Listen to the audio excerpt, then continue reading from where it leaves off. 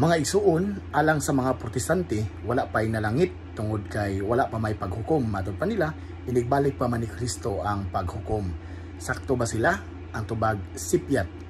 Alang natong mga Katoliko ug matod pa sumala sa Biblia ug gituhan sa mga early Christians nga aduna nay nalangit, aduna na usay na imperno. Tungod kay aduna man tay gitawag og particular judgment. Sa Hebrehanon 9:27, ang tao mamatay sa makausa unya matubang siya sa hukmanan sa Dios. Aduna nay particular judgment.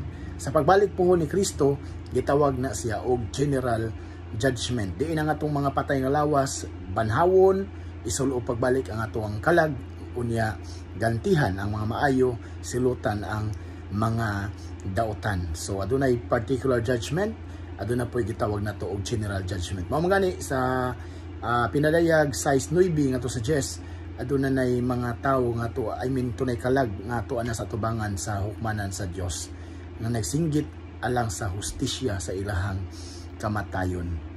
God bless.